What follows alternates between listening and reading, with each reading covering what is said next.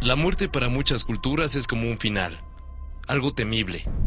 La terminación de un ciclo incapaz de reanudarse. Es algo que se sabe que llega, pero no se desea. Algo inevitable. Sin embargo, existen muchas otras creencias e interpretaciones acerca de la muerte, y es que en muchos países latinoamericanos se percibe que no es sino una vía mediante la cual el alma pasa de uno a otro estado de la vida. La mayoría de las naciones de Latinoamérica dedican una fecha muy especial a todos los difuntos, el día 2 de noviembre.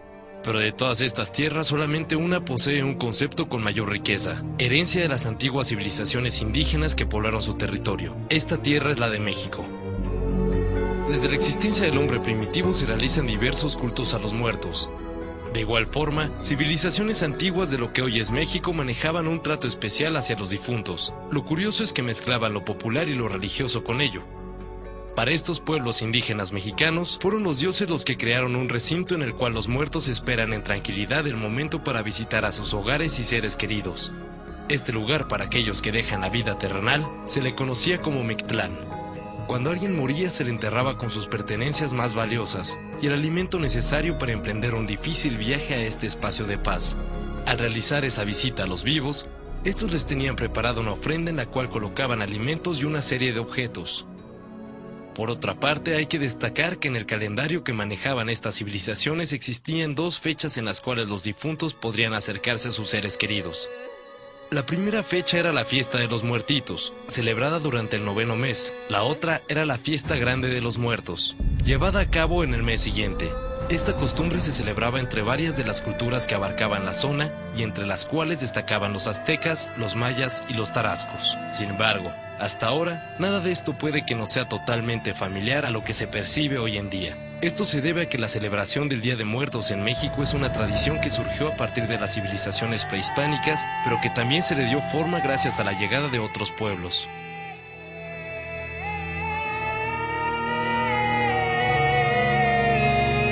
En 1521 los españoles logran la famosa conquista de México, en la cual derrotan al Imperio Azteca. Con ellos, traen a la Orden Franciscana, la cual traía consigo la tarea de educar y evangelizar a las distintas culturas que habitaban lo que hoy es nuestro país. Este hecho propició que esas dos celebraciones que se realizaban en torno a los muertos se transformaran en una, la cual terminó por coincidir con la conmemoración católica de los fieles difuntos. Originalmente, esta celebración tenía lugar el 2 de noviembre. Promovía la oración para los que ya no se encontraban en vida, especialmente para los que estaban entre el cielo y el infierno, en el purgatorio. Fueron estas dos razones causas importantes por las cuales la tradición pasa a formar parte de esta fecha y de una nación que en su mayoría profesa la religión católica. Pero el rompecabezas se sigue armando durante la época de la colonia, y es que aunque todavía parezca bastante diferente al 2 de noviembre de nuestra época, esta orden católica fundada por San Francisco de Asís siguió dando los primeros toques que asemejan esta fiesta a lo que es actualmente. La materialización del Día de Muertos surge gracias a una alabanza a la naturaleza del mismo fundador de los franciscanos, la cual lleva el nombre de Cántico al Hermano. En ella se habla de un jardín, el cual sirve de ofrenda y que contiene elementos que también podremos notar en los altares de muertos mexicanos.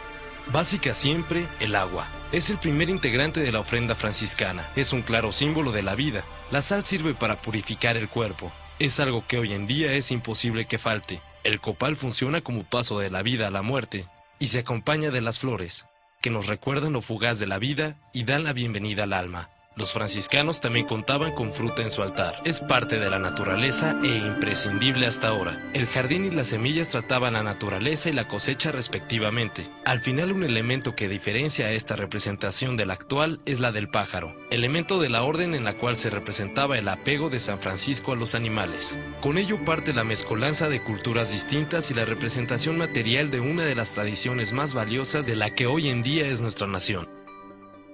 Luego de casi 300 años de colonia, son los criollos los que logran que se forme México como nación independiente. A partir de ese instante, lo que se forma es la identidad de un estado, pero no una tradición. Se puede decir que esa tradición evoluciona, y como muchas otras, adquiere lo bueno que alguna otra cultura le deja. Al final, la tradición se vuelve característica de su lugar de origen, provengan sus elementos de quien provengan. La prueba de ello es el altar del Día de Muertos. Tal y como lo vemos en miles de hogares mexicanos, cada 2 de noviembre la ofrenda mexicana está integrada de forma parecida, pero difiere en cuanto a algunos significados. Es de suma relevancia representar en ella los 4 elementos de la naturaleza. La fruta y el agua son hasta la fecha primordiales, siendo los que demuestran la tierra y el agua para alimentar y dar de beber a las ánimas que acuden a las casas de sus seres queridos. El viento es entonces protagonizado por algo que produzca movimiento. Este es en general el papel picado. El fuego es a la luz lo que en el altar franciscano. Su finalidad es no olvidar a las almas perdidas y el número de velas acompañará al número de difuntos. También ya es costumbre acompañar a las ofrendas de alimentos que disfrutaban en vida los visitantes. La imagen de la muerte está siempre presente en forma de calaveritas de azúcar o de chocolate. Lo único que no puede faltar en los manjares de ese día tan anhelado para muchos mexicanos es el pan de muerto. Al final solo podríamos añadir una fotografía del difunto y alguna muestra religiosa. Normalmente se percibe una cruz con detalles tan pintorescos como los de nuestro país.